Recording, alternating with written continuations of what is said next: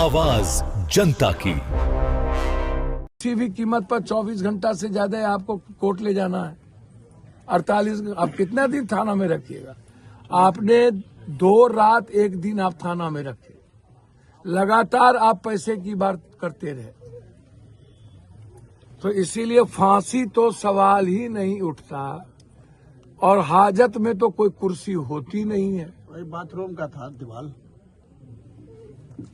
अब आप कह रहे हैं बाथरूम का दीवार, बाथरूम के दीवार पर चढ़ गया। पुलिस बोलती है बाथरूम का, उसका वीडियो बना। भैया चादर कहाँ से आया? और चादर आप दिए हमको तो मारने के बाद। देखिए कोई यह दरोगा पहले भी ताराबारी थाना फूंक चुका है इसके कारण। अररिया में पहले भी वहां पर एक गरीब बच्चों के साथ इसने मार दिया था। 2 प्रेमी तो ये एक वही बात मैं कह रहा हूँ, जीजा साली की मौत हो गई थी।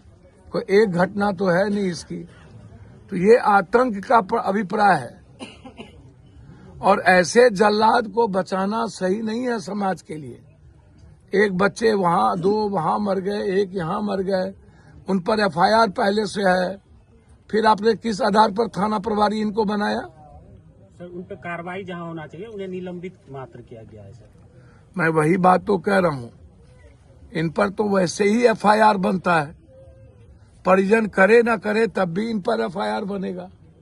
लॉ कहता हम तो मानवाधिकार में भी जाएंगे। और लोकसभा तो बंद हो गया है। यदि 16, 17, 18 स्पेशल लोकसभा है, यदि उस बीच में हमको स्पेशल लोकसभा में यदि थोड़ा भी गुंजाइश मिलेगी तो इस मुद्दे को मैं उठाऊंगा। लेकिन मानवाधिकार से लेकर के हम आयोग तक हम जाएंगे।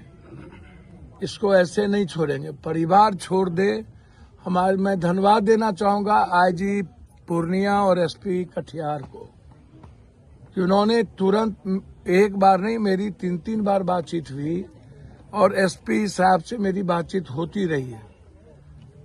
जब मैं इस बात को भी मानता हूं कि सस्पेंशन जब हो गया था तो कुछ लोग जो इस गांव के नहीं थे, बाहर के गांव के, कुछ गलतियां की। उन्हें किसी भी कीमत पर राइफल पुलिस की नहीं लेनी चाहिए और न ही पुलिस पर लाठी चलाना चाहिए।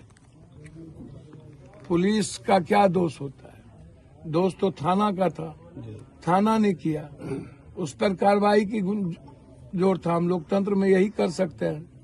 तो हमारी SP साहब से बातचीत हुई कि फुटेज वीडियो में कोई इस तरह का यंग लड़का यदि बदमाशी किया है तो आप उसने कोई आम लोगों को तंग मत करिए।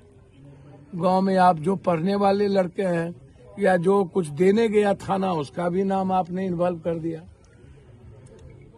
तो ये का सर आरोप है कि पुलिस के द्वारा लगातार उन्हें डराया और धमकाया। नहीं, मैं तो कह रहा हूं कि वहां पर भी कटिहार में उनके भाई का कहना है कि हमको धमकाया गया वरिष्ठ पदाधिकारी के द्वारा कि मनिहारी ले जाओ तो यहाँ ले जाओ। वरिष्ठतम पदाधिकारी ने धमकाया है।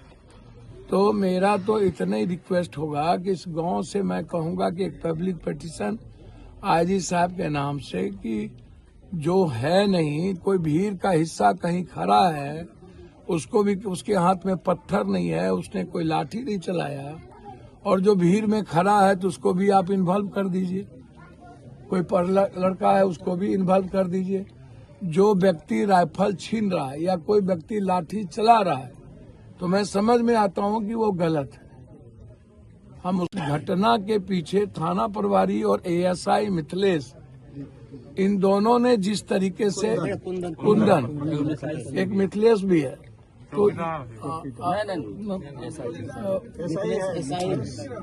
तो उसके बाद ये लोग जिस तरीके से किया।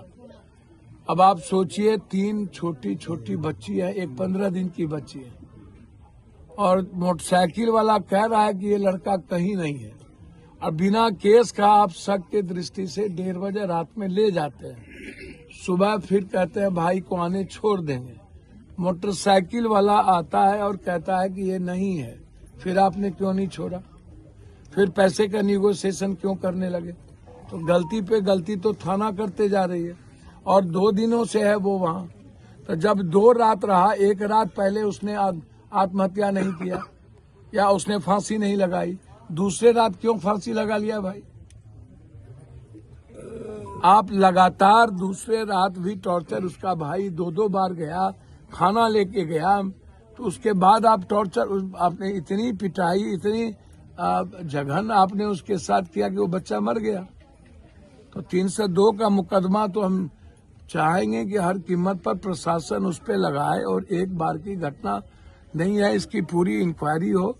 हम डीजी साहब को भी और एडीजी को भी हमने मैसेज किया है और हम सरकार से जरूर चाहेंगे कि किसी भी कीमत पर इसकी नौकरी बर्खास्त हो, इस परिवार को मुआवजा मिले। बिल्कुल गलत बहाना है, कुछ भी नहीं होने के बावजूद यह कहना कि ये फंदे हैं, और जो लोग सीसीटीवी फुटेज में नहीं है या वीडियो में नहीं है, हर कीमत पर प्रशासन कम से कम वहां जाकर के आतंक का माहौल ना बनाए, ये सही नहीं होगा। Big dreams need the right foundation. At Vidya Vihar Residential School, holistic education goes beyond classrooms. World-class facilities, caring houses, nutritious food, advanced labs, vast playgrounds, and inspiring mentors come together to nurture every child. Here, learning is balanced, values are lived, and every student truly belongs. Vidya Vihar Residential School, where learning transforms futures.